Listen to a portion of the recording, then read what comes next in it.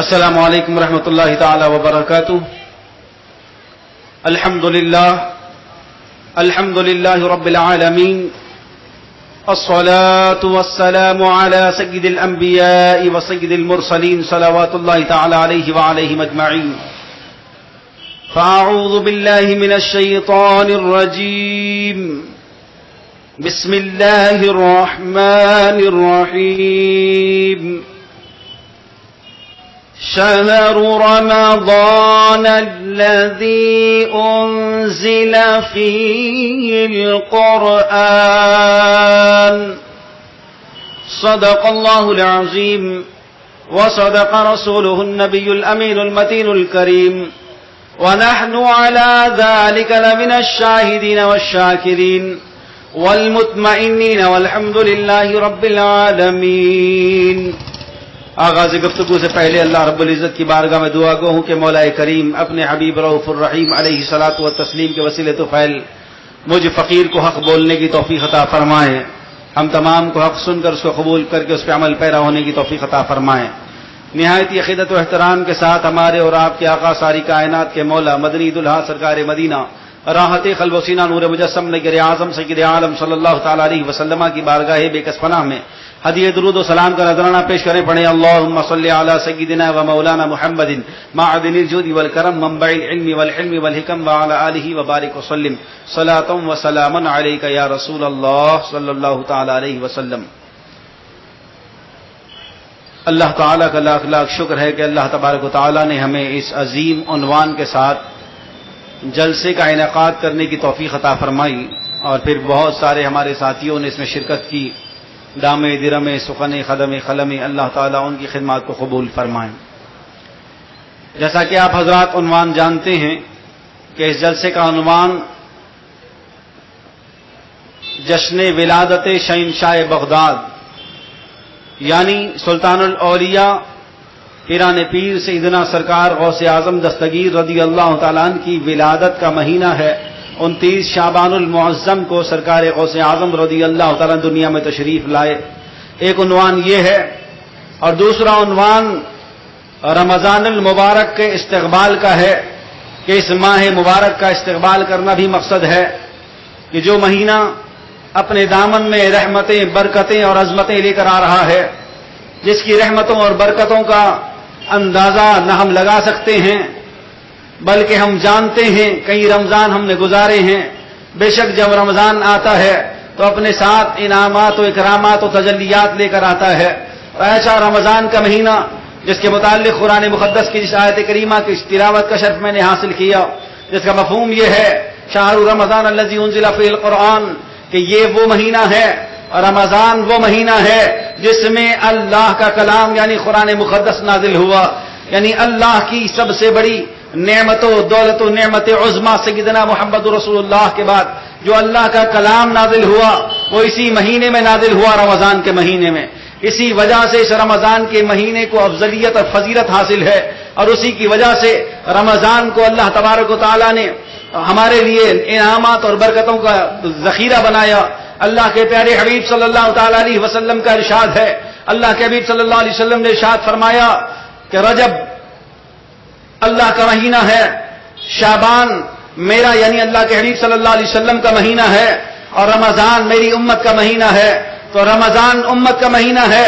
اس پر ائمہ اکرام ارشاد فرماتے ہیں رجب اللہ کا مہینہ ہے، اللہ کے مہینے میں توبہ و استغفار کرو، اللہ کی بارگاہ میں رجوع کرو اور شعبان کے مہینے میں کثرت سے اللہ رب العزت کی بارگاہ میں گر گراؤ، رو، اپنے خطاؤں کی توبہ کرو اور پھر جب رمضان کا مہینہ آئے تو خوب نیکیاں کماؤ، خوب نیکیوں کے عمل خیر کرو. اللہ تبارک و تعالیٰ اس کی برکتیں عطا فرمائے گا. اللہ کے پیارے حبیب صلی اللہ تعالی علیہ وسلم ایک دن ممبر رسول پر تشریف لے جا رہے ہیں. ممبر رسول پر تشریف لے جاتے ہوئے میرے آقا صلی اللہ علیہ وسلم نے پہلی سیڑھی پر قدم مبارک رکھا تو آمین کہا، دوسری سیڑھی پر قدم مبارک رکھا تو آمین کہا، تیسری سیڑھی پر قدم مبارک رکھا تو آمین کہا. آقا کریم صلی اللہ علیہ وسلم نے اپنے خطبے کو ختم کیا تو صحابہ اکرام نے سوال فرمایا، یا سیدی یا رسول اللہ، آج تک کبھی ایسا نہیں ہوا کہ آپ ممبر رسول پر چڑھتے ہوئے، ممبر مقدس پر چڑھتے ہوئے آپ نے آمین کہا ہو. ہر سیڑھی پر آپ نے ایک آمین کہا ہے.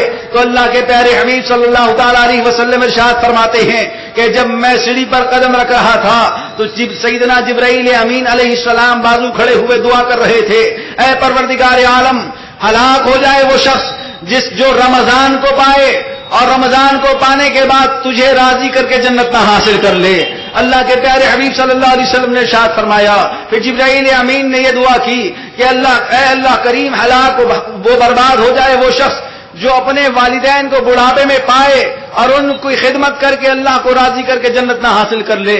اور پھر اللہ کے حبیب صلی اللہ علیہ وسلم نے ارشاد فرمایا کہ جبرائیل امین نے تیسری دعا یہ کی کہ اے اللہ تبارک و تعالی، ہلاک ہو جائے وہ شخص جو اللہ کے حبیب صلی اللہ علیہ وسلم کا نام سن کر ان پر درود و سلام نہ پڑھے.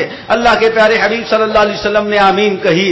اب میں بتانا یہ چاہتا ہوں، اس حدیث مبارکہ میں 3 اہم کاموں کی طرف توجہ دلائی اللہ کے پیارے حبیب صلی اللہ تعالی علیہ وسلم نے کہ جو شخص رمضان کا مہینہ پائے، صحت و عافیت کے ساتھ بھی ہو، اس کے بعد روزے نہ رکھے، تراویح نہ پڑھے، ذکر و اذکار نہ کرے اور اس حالت میں رمضان کو گزار دے کہ اللہ کی عبادت سے محروم رہے، تو پھر ایسا شخص ہلاک و برباد ہونے کے قابل ہی ہوگا. کیونکہ رمضان کا مہینہ ایسا مہینہ ہے جہاں ایک نیکی کو 70 نیکیوں کے درجے عطا فرمایا جاتا ہے. بلکہ روایتوں میں آتا ہے سرکار مدینہ صلی اللہ علیہ وسلم نے ارشاد فرمایا، جتنے اخلاص کے ساتھ نیکی کرو گے اللہ تعالیٰ اتنا زیادہ ثواب عطا فرمائے گا. اللہ کے خزانے میں کوئی کمی نہیں ہے. تو رمضان کا مہینہ اللہ کو راضی کرنے کا مہینہ ہے. رمضان کا مہینہ اپنے گناہوں سے توبہ و استغفار کرنے کا مہینہ ہے. رمضان کی راتیں اللہ کی یاد میں، اللہ کے ذکر میں، اللہ کی عبادت میں گزارنے کی راتیں ہیں. دیکھا یہ جاتا ہے نوجوان بچے جو کاروباری حضرات ہیں وہ تو کاروبار میں ہوتے ہیں، لیکن اس کے باوجود میں کاروباری جو حضرات ہیں، جو تجارت پیشہ حضرات ہیں، ان کو بھی مشورہ دوں گا کہ آپ تجارت کریے. شریعت نے تجارت کرنے میں کوئی منع نہیں کیا ہے. آپ کاروبار کریے. کاروبار کرنے میں قرآن و حدیث نے کبھی تمہیں روکا نہیں ہے. تمہارے کاروبار میں کوئی عمل و دخل اسلام نے نہیں دیا. اسلام یہ کہتا ہے کہ تم جتنا کاروبار جو کرنا چاہتے ہو کرو، لیکن 5 وقت جب مؤذن اللہ کے گھر سے اذان بلند کرے تو فوراً کاروبار کام چھوڑ کر اللہ کی عبادت کے لیے چلے جاؤ. تو بندہ جب شریعت پر عمل کر کے تجارت کرتا ہے تو اللہ کے پیارے حبیب صلی اللہ علیہ وسلم ارشاد فرماتے ہیں کہ وہ بندہ جتنی دیر شریعت کے مطابق اپنی تجارت کرتے رہے گا اتنی دیر تک عبادت کا ثواب ملتا رہے گا. یہ اللہ کے حبیب صلی اللہ علیہ وسلم کی طرف سے خوشخبری ہے ان مسلمانوں کو جو تجارت بھی کرتے ہیں، ساتھ ہی نمازوں کی پابندی بھی کرتے ہیں، جو تجارت ہی کرتے ہیں، ساتھ میں قرآن کی کچھ تلاوت کر لیا کرتے ہیں، تجارت بھی کرتے ہیں، درود و سلام کی کثرت بھی کرتے ہیں، کاروبار بھی کرتے رہیے. زبان سے درود شریف پڑھتے رہیے، لا الہ الا اللہ محمد رسول اللہ پڑھتے رہیے، استغفر اللہ پڑھتے رہیے. تجارت بھی چلتی رہے، دنیا کا ساز و سامان بھی ہوتا رہے اور آخرت کا انتظام بھی ہوتا رہے. اے نوجوان ساتھیوں، ان نوجوانوں سے گزارش کروں گا جو راتوں میں تراویح پڑھتے نہیں ہیں. کتنے ایسے نوجوان ہیں جو رمضان کا روزہ نہیں رکھتے. کوئی کہتا ہے حضرت 1 سال سے کثرت کی ہے، 1 سال سے ایکسرسائز کی ہے، اب میں رمضان کا روزہ رکھوں گا تو ساری باڈی اتر جائے گی. یاد رکھو اللہ تبارک و تعالیٰ نے جن احکامات کو نازل کیا ہے، روزہ رکھنا یہ قرآن کی نص قطعی سے ثابت اور فرض ہے.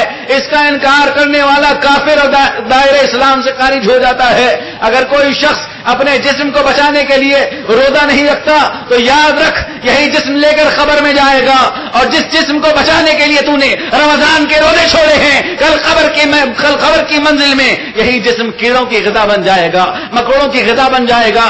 جانور حاشرات الارض تیرے جسم کو کھا جائیں گے. اور اگر اسی جسم کو اللہ کی رضا کے لیے روزہ رکھے گا تو اللہ تبارک و تعالیٰ تیرے جسم کی بھی حفاظت فرمائے گا. تیری خبر بھی کامیاب ہوگی اور تیری آخرت بھی کامیاب ہوگی. اکثر نوجوانوں میں دیکھا گیا ہے دوستوں کے ساتھ غپ شپ مارتے ہوئے پوری رات گزار دیتے ہیں.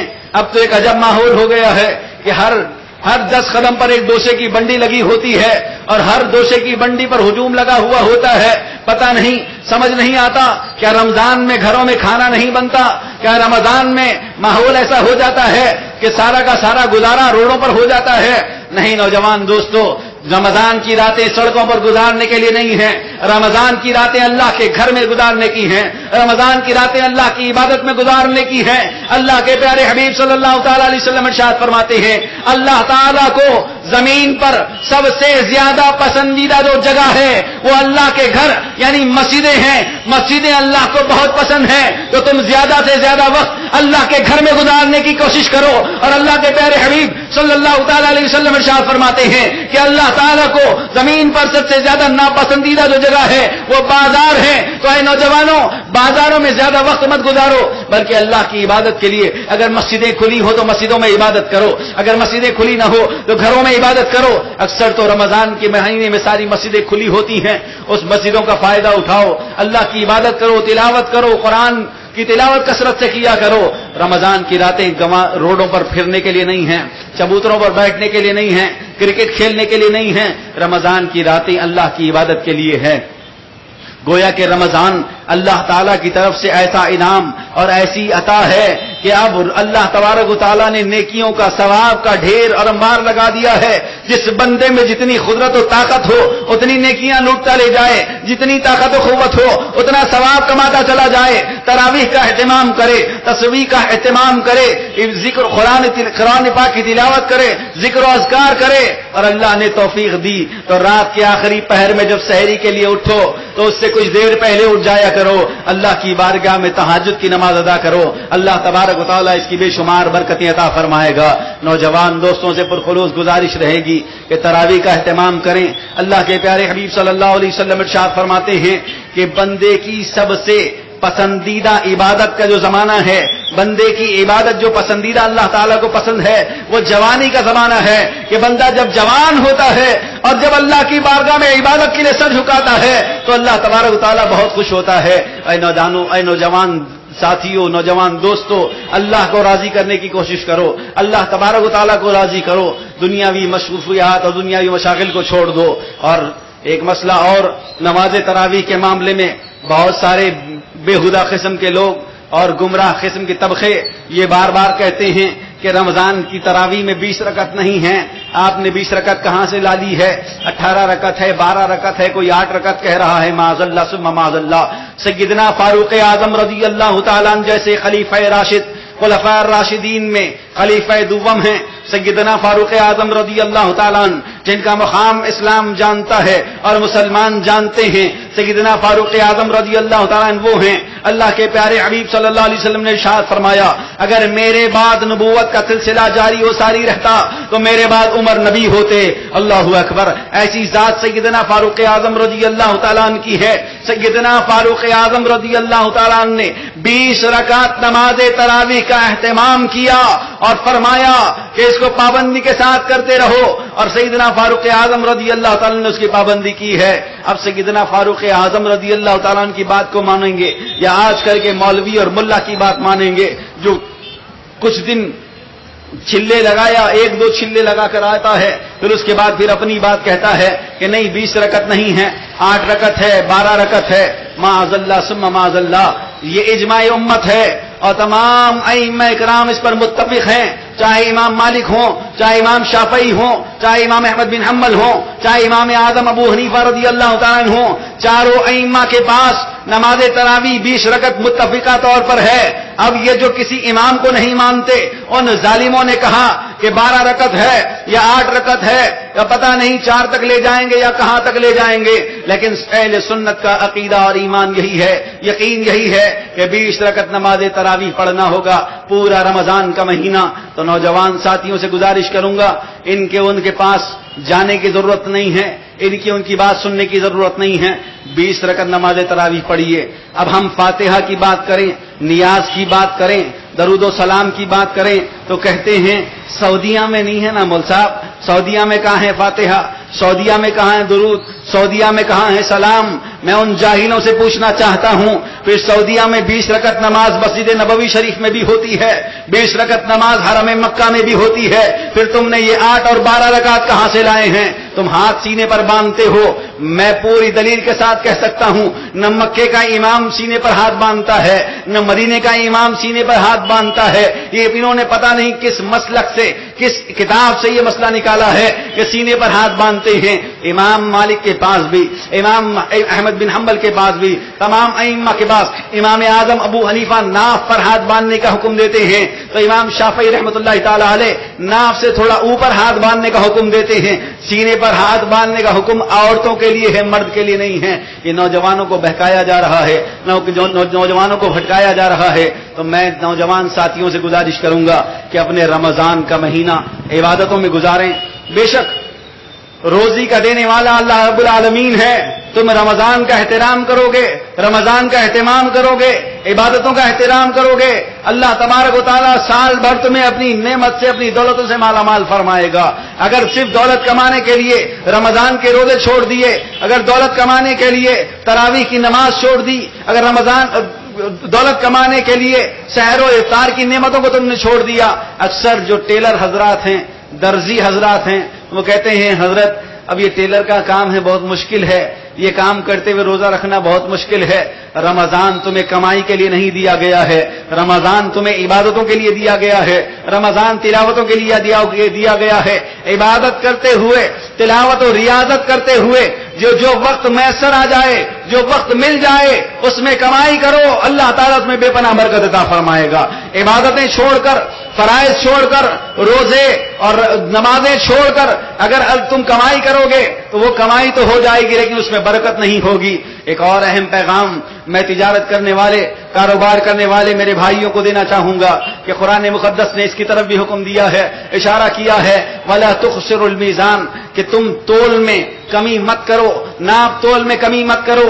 اکثر یہ بیماری ہو چکی ہے. یہ کاروباری تجارت پیشہ لوگ یہ سمجھتے ہیں، کچھ بعض لوگ، میں سب کو نہیں کہوں گا، بعض اللہ ماشاءاللہ شریف اور نیک لوگ بھی کاروبار کرتے ہیں، لیکن اکثر لوگوں کا ذہن یہ بن گیا ہے کہ تول میں تھوڑی کمی کر کے تھوڑا تھوڑا بچاتے رہو، آگے بڑھ جائیں گے. یاد رکھو اللہ تبارک و تعالیٰ نے حکم دیا کہ تول برابر کرو، نہ کم تولنا نہ زیادہ تولنا. کم از کم انصاف یہ ہے کہ جتنا وزن ہو اتنا وزن تول کر دیا جائے. ہاں اگر زیادہ دیتے ہو تو اس کا ثواب اور اس کی نیکی اللہ تعالیٰ تمہیں عطا فرمائے گا، لیکن کم تولو گے تو اللہ کے عذاب میں مبتلا ہو جاؤ گے. تمہاری دولت سے برکت اٹھ جائے گی، تمہارے کاروبار سے برکت اٹھ جائے گی، تمہارا کاروبار برباد ہو جائے گا. تم نے اگر تھوڑی سی لاپرواہی کی، کچھ تھوڑا سا مال بچانے کی نیت اور بخالت کی تو یاد رکھو تمہاری روزی سے برکت اٹھ جائے گی، تمہارے گھر سے سکون اٹھ جائے گا، کاروبار تو ہو جائے گا لیکن برکتیں چلی جائیں گی، مال تو بک جائے گا لیکن دولت میں برکت چلی جائے گی. اگر چاہتے ہو مال و دولت میں برکت رہے، اگر چاہتے ہو تمہارے گھر میں سکون رہے تو اللہ تبارک و تعالیٰ کے بتائے ہوئے احکام کے مطابق اپنی زندگی گزارو. جب کوئی چیز تولو، کوئی چیز تولو، ٹماٹر سے لے کر سونا تولنے تک کی بات ہو تو انصاف کے ساتھ تولو، اس میں کوئی کمی اور چوری مت کرو، ورنہ اللہ تبارک و تعالیٰ سخت پکڑے گا اور تمہاری دولت سے برکت چلی جائے گی، تمہارے رزق سے، تمہاری عمر سے، تمہاری اولاد سے برکتیں چلی جائیں گی. اور جو کمائی تم اس طریقے سے کماؤ گے تو وہ حلال نہیں رہے گی بلکہ ناجائز و حرام ہو جائے گی. جو تم نے مال چرایا ہے کسی گاہک کا، اس کی وجہ سے یہ حلال دولت نہیں بلکہ حرام ہو جائے گی. کپڑے کی تجارت کرنے والے لوگ اللہ کے پیارے حبیب صلی اللہ علیہ وسلم کی سنت مبارکہ کو اپنائیں کہ اگر کپڑے میں کوئی عیب ہو، کوئی مال بیچنے والا ہو، اس کے مال میں کوئی عیب ہو تو بیچتے ہوئے اپنے گاہک کو بتائے کہ اس میں یہ عیب ہے، اس کی وجہ سے اس کو اتنی قیمت نہیں بلکہ اتنی قیمت میں دے رہا ہوں. تم اگر اس طریقے سے اللہ کے حبیب صلی اللہ علیہ وسلم کے سنت کے مطابق تجارت کرو گے اللہ تبارک و تعالیٰ اس میں بے پناہ برکت عطا فرمائے گا. اگر مال میں عیب ہوگا، عیب چھپا کر بیچ دو گے، مال تو بک جائے گا لیکن قیامت کے میدان میں اس کا جواب دینا ہوگا کہ تو نے عیب چھپا کر کاروبار کیا ہے، عیب چھپا کر مال بیچ دیا ہے. اس کا جواب قیامت کے میدان میں دینا ہوگا اور پھر اللہ تبارک و تعالیٰ تمہاری روزی سے برکت اٹھا لے گا، تمہارے کاروبار سے برکت اٹھ جائے گی، تمہارا گاہک ختم ہو جائے گا. یاد رکھو ایک بات اگر انسان ذہن نشین کر لے، واللہ خیر الرازقین، روزی دینے والا پروردگار عالم ہے. اللہ بہترین روزی دینے والا ہے. اس نیت کے ساتھ نمازوں کی پابندی کرو اور اپنا کاروبار شروع کرو فجر کی نماز کے بعد بسم اللہ کر کے. اللہ تبارک و تعالی تمہیں برکت عطا فرمائے گا. اگر وہ چھوڑ کر نمازیں چھوڑ دی ہیں، قرآن پڑھنا نہیں ہوتا، درود شریف پڑھنا نہیں ہوتا، کلمہ طیبہ کی تلاوت نہیں ہوتی، اور کاروبار میں لگے ہیں، دن رات بھاگ رہے ہیں، بھاگتے رہو گے دن رات، کوئی چیز ہاتھ نہیں آئے گی. بھاگتے رہو گے دن رات، کوئی چیز میسر نہیں آئے گی، کبھی سکون نہیں ملے گا، کبھی مال میں برکت نظر نہیں آئے گی. کماؤ گے تو بہت، لیکن خرچے بھی ویسے ہی نکل جائیں گے، دواؤں میں چلے جائیں گے. کیوں؟ اس کی وجہ یہ ہوگی تم نے اپنے رب کو ناراض کر کے کمائی ہے، اپنے رب کو ناراض کر کے دولت کمائی ہے، اللہ کے حبیب صلی اللہ علیہ وسلم کے طریقے کو چھوڑ کر کمائی ہے. تو پھر یاد رکھو، اگر ایسا ہوگا تو نہ برکت حاصل ہوگی، نہ اپنی اولاد میں کبھی سکون اور چین پاؤ گے. اگر چاہتے ہو کہ کاروبار بھی چلتا رہے، میری زندگی بھی امن و سکون میں گزرتی رہے، کاروبار بھی چلتا رہے، مجھے حلال دولت بھی آتی رہے، کاروبار بھی چلتا رہے، میرے مسائل بھی حل ہوتے رہے، تو سب سے پہلے 5 وقت کی نمازوں کی پابندی کرو. اللہ کے پیارے حبیب صلی اللہ تعالی علیہ وسلم ارشاد فرماتے ہیں کہ جو شخص 5 وقت کی نماز کی پابندی کرتا ہے، اللہ تبارک و تعالی ایک نماز سے دوسرے نماز کے درمیان اس بندے سے جو صغیرہ گناہ ہو جاتے ہیں، ان گناہوں کی اللہ تعالی مغفرت فرما دیتا ہے. اور اس سے خوش نصیبی کیا ہوگی کہ فجر کی نماز پڑھی ہے اور ظہر کی نماز پڑھی ہے، تو دونوں کے درمیان میں ہوئے صغیرہ گناہ اللہ تعالی معاف کر دیتا ہے. اور پھر پیارے آقا صلی اللہ علیہ وسلم ایک مرتبہ کسی مسئلے کا حل سنانے کے لیے صحابہ کرام میں تشریف لے گئے. نماز عشاء کا وقت ہوا، دیر ہو گئی، اللہ کے حبیب صلی اللہ علیہ وسلم تاخیر سے تشریف لائے. کچھ صحابہ مسجد نبوی شریف میں تشریف فرما ہیں.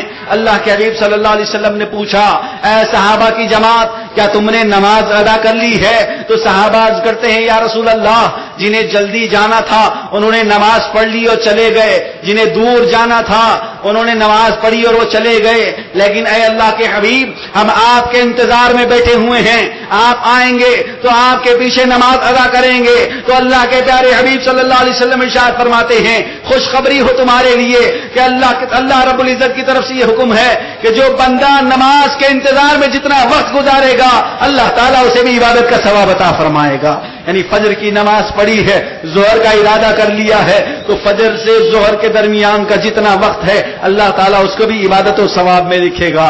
ظہر پڑھی ہے، عصر کا ارادہ کیا ہے، تو ظہر و عصر کے درمیان جتنا وقت تم گزارو گے وہ بھی عبادت میں شمار کیا جائے گا. عصر پڑھی ہے، مغرب کا انتظار کیا ہے، مغرب کا ارادہ کیا ہے، مغرب کی نیت کی ہے کہ میں مغرب پڑھوں گا اذان ہوتے ہی، تو اللہ تبارک و تعالیٰ اس درمیان کے وقفے کو اللہ تعالیٰ عبادت میں اور ثواب میں لکھے گا. اس سے اور خوش نصیبی کیا ہو سکتی ہے؟ نماز کا ثواب تو ہے ہی ہے، نماز کے انتظار کا ثواب بھی اللہ تبارک و تعالیٰ دے رہا ہے.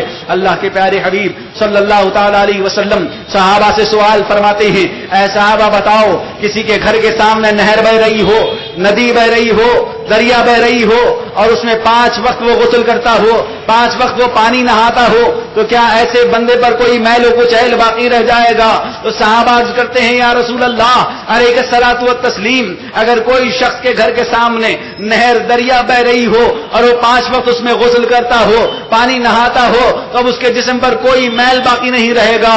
تو اللہ کے پیارے حبیب صلی اللہ علیہ وسلم ارشاد فرماتے ہیں، اسی طرح جو بندہ 5 وقت کی نماز پابندی کے ساتھ ادا کرتا ہے، اللہ تبارک و تعالیٰ اس کے سارے گناہ چھڑا دیتا ہے. سبحان اللہ، اس کے سارے گناہ معاف کر دیتا ہے. کتنی عظیم نعمتیں ہیں اللہ تعالیٰ کی، کتنی عظیم برکتیں ہیں ہمیں اللہ کے پیارے حبیب صلی اللہ تعالیٰ علیہ وسلم کے لائے ہوئے دین کی. اے نوجوان ساتھیوں، عہد کرو، ارادہ کرو کہ ہم نمازوں کی پابندی کریں گے، رمضان میں بھی، غیر رمضان میں بھی، رمضان کے بعد بھی. اے نوجوان ساتھیوں، رمضان کو کم از کم لاپرواہی اور غفلت میں مت گزارو. نوجوانوں کو دیکھنے میں آتا ہے کہ پہلی جیسے ہی چاند نظر آیا تو 3 4 دن 5 دن تک مسجدوں میں ساری صفیں بھری ہوئی ہیں، پوری مسجدیں بھری رہتی ہیں. 5 6 دن گزر گئے، اس کے بعد پھر آہستہ آہستہ پیچھے سے صفیں کم ہونا شروع ہو جاتی ہیں، 1 2 3 4، پھر وہی معمول آ جاتا ہے. پھر شب قدر کے وقت یا پھر شب جمعۃ الوداع کے وقت سے پھر مسجدیں بھرنے لگتی ہیں. نہیں نوجوان ساتھیوں، کاروبار تم ضرور کرو، کاروبار کے لیے منع نہیں کیا گیا، لیکن کاروبار کے ساتھ نماز کی پابندی کرو، صحیح العقیدہ امام کے پیچھے نماز پڑھو. اور اگر مسجد جانے کا وقت نہیں ہے یا سہولت نہیں ہے کہ کوئی ساتھی نہیں ہے کہ کاروبار چھوڑ کر جا سکے، تو ایک مصلی، ایک جانماز ساتھ میں رکھو. وضو کرو جہاں ہو، جہاں کاروبار کرتے ہو، جہاں دکان ہے تمہاری، جہاں بھی تجارت کی جگہ ہے وہاں مصلی بچھاؤ اور نماز ادا کرو۔ شریعت میں جماعت کا ثواب تو دیا گیا ہے، بہت افضل ترین ثواب ہے، بہت زیادہ ثواب ہے جماعت کے ساتھ نماز پڑھنا، لیکن اگر جماعت میسر نہ آئے اور اس بہانے سے نماز چھوڑ دینا یہ بہت بڑا گناہ ہے کہ جماعت فرض نہیں ہے، ثواب ہے اور نماز فرض ہے۔ ہر حالت میں نماز ادا کرنی ہوگی۔ اگر جوان ہے تو اسے بھی نماز پڑھنا ہے، بوڑھا ہے تو اسے بھی نماز پڑھنا ہے، مسافر ہے تو اسے بھی نماز پڑھنی ہوگی۔ اگر بیمار ہے کھڑے ہو کر نماز نہیں پڑھ سکتا تو بیٹھ کر نماز پڑھنا ہے، بیٹھ کر نماز نہیں پڑھ سکتا تو لیٹ کر اشارے سے نماز پڑھنا ہے۔ شریعت نے نماز معاف نہیں کی ہے، اور جب سے ہم نے نمازوں میں لاپرواہی کی ہے، نمازوں میں کوتاہی کی ہے، نمازوں میں ہم نے سستی کی ہے، جبھی سے ہمارے گھروں میں پریشانیاں ہیں، ہمارے گھروں میں اختلافات ہیں، ہمارے گھروں میں مسائل ہیں۔ ہم نمازوں کی پابندی کر کے اپنے رب کو راضی کریں، اللہ تعالیٰ تمام مسائل کا حل فرما دے گا، تمام پریشانیاں دور فرما دے گا، تمام مصیبتیں دور ہو جائیں گی۔ شرط یہ ہے کہ ہمیں نماز کی پابندی کرنی ہوگی۔ اور نوجوان دوستوں سے میں گزارش کروں گا کہ رمضان کے مہینے میں راتوں میں گھومنا گھامنا، ادھر ادھر پھرنا، وقت گزاری کرنا دوستوں کے ساتھ، اس کام کو رمضان میں چھوڑ دو۔ کم از کم رمضان کے مہینے میں یا تو مسجد میں چلے جاؤ یا گھر میں تنہائی میں بیٹھ کر رات میں کچھ دیر عبادت کر لو اور آرام کر لینا۔ رات بھر جگ کر آوارہ پھرنے سے بہتر ہے کہ کچھ دیر عبادت و تلاوت کر کے سو جائے، پھر سحری کے وقت اٹھے تو سحری سے تھوڑا پہلے 10-15 منٹ پہلے اٹھ کر کے وضو کرے، 2 رکعت 4 رکعت جو اللہ نے توفیق دی ہے نماز تہجد ادا کرے۔ پھر تہجد کی برکتیں یہ ہے کہ اللہ کے پیارے حبیب صلی اللہ علیہ وسلم ارشاد فرماتے ہیں جب بندہ اخلاص کے ساتھ کسی کو دکھانے کے لیے نہیں، یہ بھی ایک بہت بڑا مسئلہ بن گیا ہے، اب کس کس سے مباحثہ کیا جائے۔ تہجد کی نماز، تہجد کا معنی ہی ہے پوشیدہ، پوشیدہ عبادت کا نام تہجد ہے۔ شوہر پڑھے تو بیوی کو پتہ نہ چلے، بیوی پڑھے تو شوہر کو پتہ نہ چلے، بھائی پڑھے تو بھائی کو پتہ نہ چلے، دوست پڑھے تو دوست کو پتہ نہ چلے۔ پوشیدگی میں عبادت کی جائے تہجد کی اخلاص کے ساتھ، تو پھر جب بندہ تہجد پڑھ کر کے جو دعا مانگتا ہے اللہ تعالیٰ دعا پوری فرما دیتا ہے۔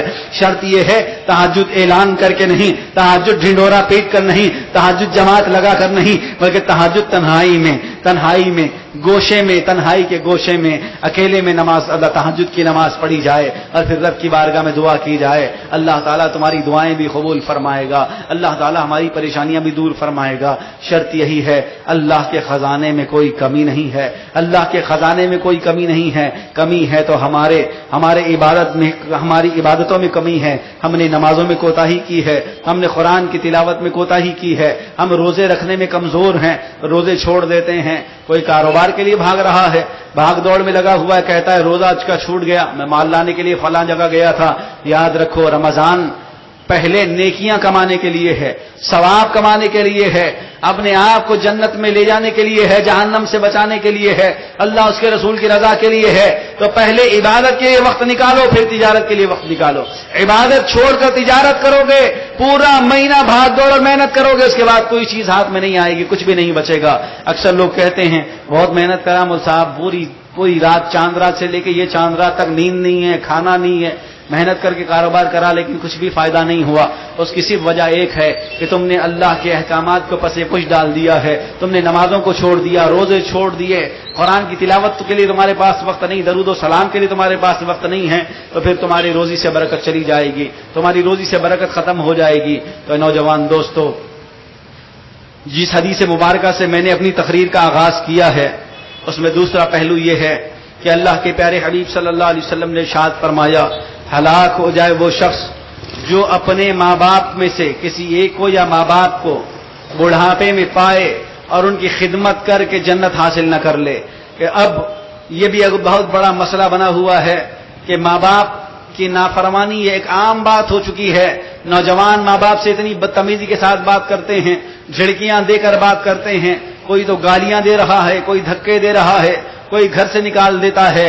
معاذ اللہ ثم معاذ اللہ، ایسی ماحول کو دیکھ کر اللہ تبارک و تعالی عالم الغیب والشہادہ ہے، اللہ تبارک و تعالی نے قرآن مقدس میں کہا کہ اگر تمہارے ماں باپ دونوں یا ان میں سے کوئی بڑھاپے کو پہنچ جائے، اب بڑھاپے کو پہنچنے کے بعد ماں باپ کی کیفیت یہ ہوتی ہے کہ چڑچڑاپن ہو جاتا ہے.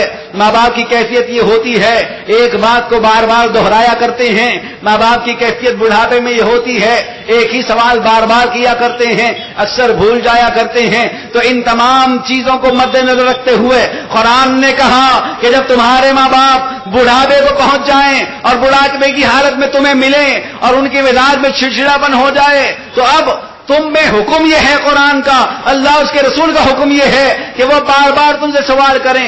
اف لہما ولا تنہرہما, نہ ان کے ان سے بار بار سوال کرنے پر اف کہیں نہ انہیں جھڑکیں.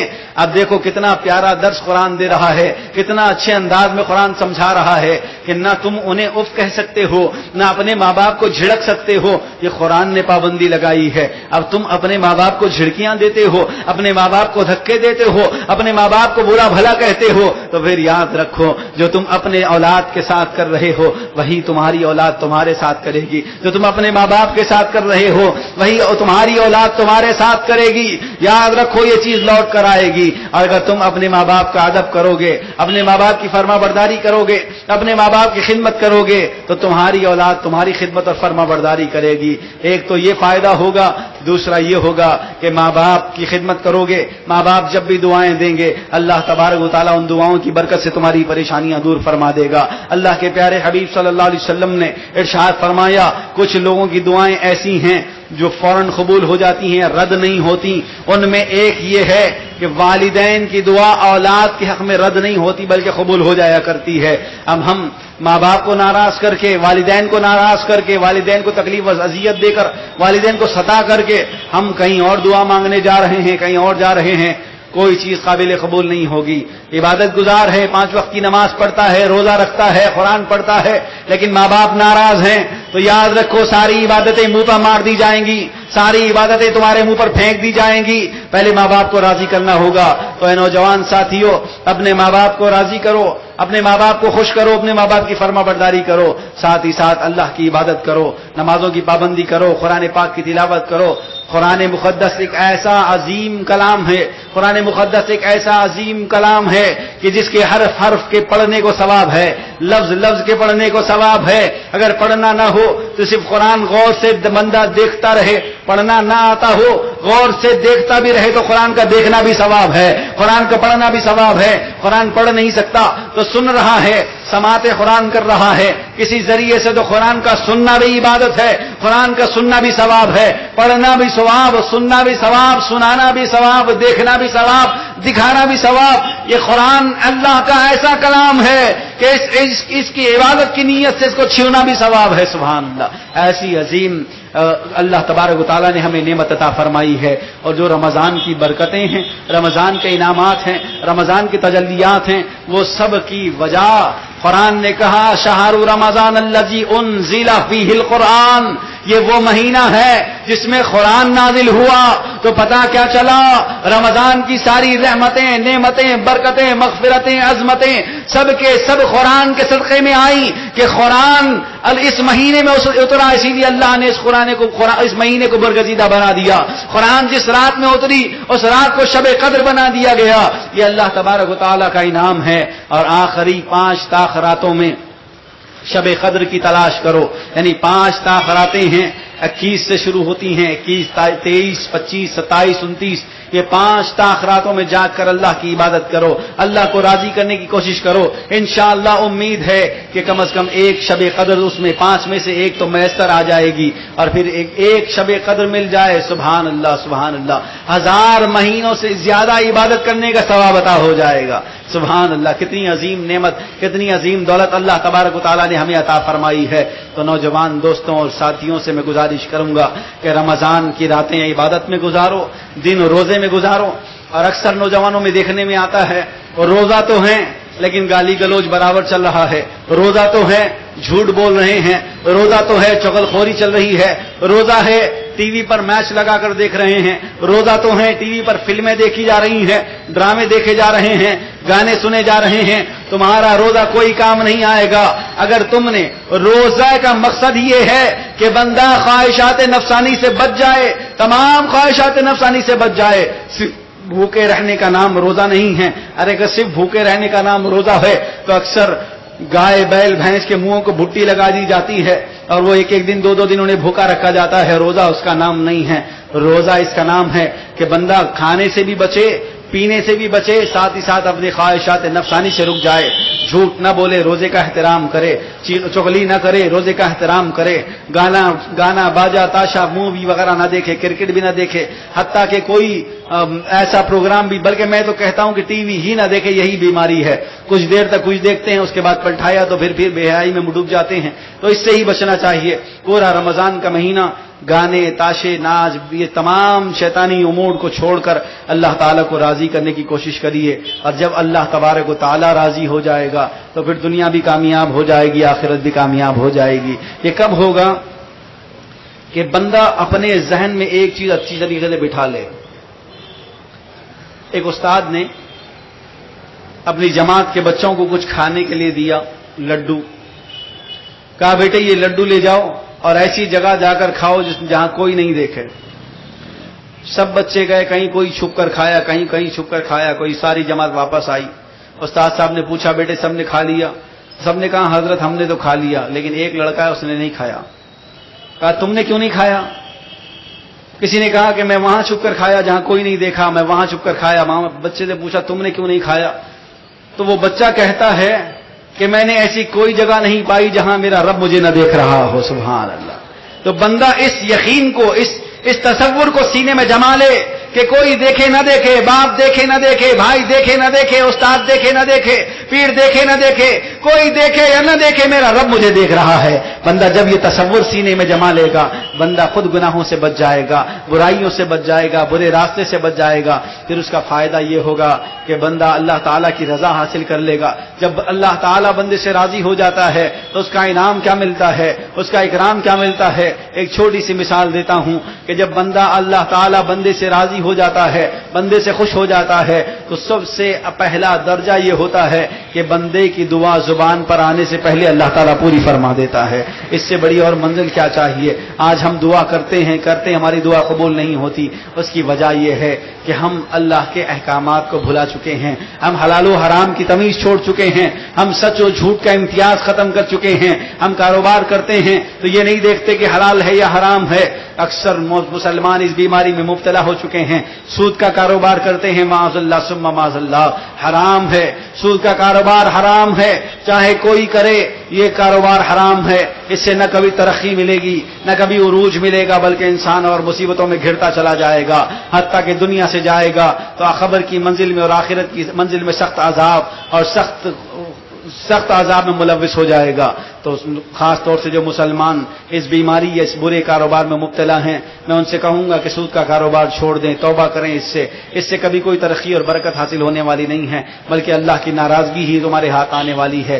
اور جتنے تجارت کرنے والے لوگ ہیں, چاہے کپڑے کی تجارت کرنے والے ہوں, پھل سبزی ترکاری کی تجارت کرنے والے ہوں, چاہے کرانہ سامان کی تجارت کرنے والے ہوں, چاہے کوئی تجارت کرنے والا ہو, کبھی یہ مت سمجھے کہ میں تھوڑا سا اس طرح بچا لوں گا یا عیب دار چیز بیچ کر کے میں منافع کما لوں گا. منافع تو تمہیں نظر آ رہا ہے, لیکن در حقیقت وہ تمہارا خسارہ اور نقصان ہے. دنیا میں بھی اس کا نقصان اٹھانا پڑے گا, آخرت میں بھی اس کا نقصان اٹھانا پڑے گا. تو تمام ساتھیوں سے میں ادباً گزارش کروں گا کہ رمضان کا احترام کریں, رمضان کے روزوں کا اہتمام کریں. نوجوان ہوں تو خصوصی طور پر رمضان کا اہتمام کریں, تراویحوں کا اہتمام کریں. جتنا آپ خشوع و خضوع کے ساتھ جتنا قرآن سن سکتے ہیں, سوا پارہ سن سکتے ہیں تو سوا پارہ سنیے, 1.5 پارہ سن سکتے ہیں تو 1.5 پارہ سنیے. 3 پارے سننے کی صلاحیت ہے خشوع و خضوع کے ساتھ تو 3 پارے سنیے. 5 پارے سننے کی صلاحیت ہے تو 5 پارے خشوع و خضوع کے ساتھ سنیں.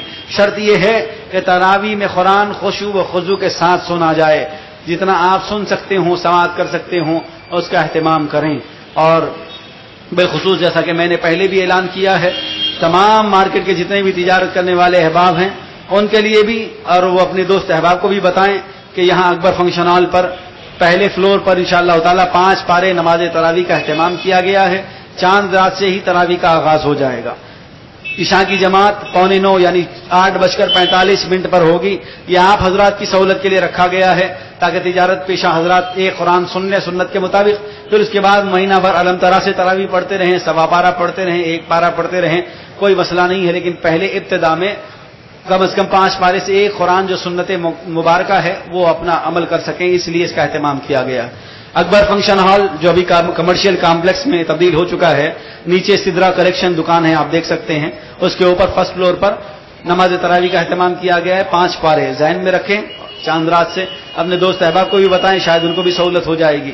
بہرحال مقصد یہ ہے، آپ حضرات کے درمیان کچھ دیر گفتگو کرنے کا مقصد صرف اور صرف یہ ہے کہ آج نوجوانوں میں بے حیائی اور اتنی برائی، پہلے ٹی وی سے بیماری تھی کہ ٹی وی کی وجہ سے بے ہدگی اور بے حیائی پھیل رہی تھی، اب تو اس سے بڑا شیطان ہاتھوں میں آ چکا ہے، موبائل کے نام پر، انٹرنیٹ کے نام پر نوجوان بہک رہے ہیں۔ اس میں اچھی چیزیں بھی ہوں گی لیکن کبھی اچھی چیز تلاش نہیں کرتے، نوجوان صرف بے حیائی کی طرف، بےہودگیوں کی طرف، برائیوں کی طرف دوڑ رہے ہیں۔ یاد رکھیں، برائیوں اور بےہودگیوں کی طرف دوڑو گے تمہاری عمر سے برکت چلی جائے گی، رزق سے برکت چلی جائے گی، صحت سے برکت چلی جائے گی۔ اکثر آپ کا مشاہدہ بھی آپ کر سکتے ہیں کہ جو انسان برائیوں میں ملوث ہوتا چلا جاتا ہے اس کی صحت بھی متاثر ہوتی ہے، اس کی ذہنی طاقت و قوت بھی کمزور ہوتی ہے اور اس کی روحانی صحت بھی کمزور ہوتی ہے اور برائیوں کی طرف پلٹ جاتا ہے۔ تو تمام نوجوانوں سے میں گزارش کروں گا کہ تمام گناہوں سے توبہ کریں، سچے دل سے اللہ تبارک و تعالیٰ کی بارگاہ میں رجوع کریں، 5 وقت کی نمازوں کا اہتمام کریں، روزوں کا اہتمام کریں، تراویح کا اہتمام کریں، ہو سکے تو تہجد بھی پڑھیں، تسبیح و تحلیل کریں، قرآن مقدس کم از کم پورے رمضان میں ایک قرآن ختم کرنے کا اہتمام کریں۔ اگر آپ پڑھ سکتے ہیں تو بہت اچھی بات ہے، نہیں پڑھ سکتے ہیں تو کم از کم سن لیں، کسی حافظ صاحب سے، قاری صاحب سے قرآن پاک سن لیں، اس کا بھی اہتمام کریں۔ تمام احباب سے میں گزارش کروں گا کہ رمضان کا اہتمام کریں۔ انشاءاللہ دیگر جو علماء اکرام تشریف لائیں گے اور جو عنوان ہیں جشن ولادت سرکار غوث اعظم رضی اللہ تعالیٰ عنہ، ہمارے صدر جلسہ، صدر خطابت حضور شہباز دکن حضرت علامہ مولانا مفتی محمد مجیب علی قادری رضوی صاحب قبلہ مد ذلہ العالی تشریف لائیں گے، ان سے قبل ان کے شہزادے حضرت مولانا اویس رضا المعروف سہیل رضوی صاحب قبلہ تشریف لائیں گے۔ حضرت کا بھی خطاب آپ کو سننا ہے، اطمینان کے ساتھ تشریف رکھیں، اور جو احباب دور کھڑے ہو کر سن رہے ہیں میں ان سے گزارش کروں گا کہ وہ قریب تشریف لائیں۔ انشاءاللہ تعالی کچھ ہی دیر میں شہزادے حضور شہباز دکن کی آمد ہوگی اور حضرت کا خطاب ہوگا۔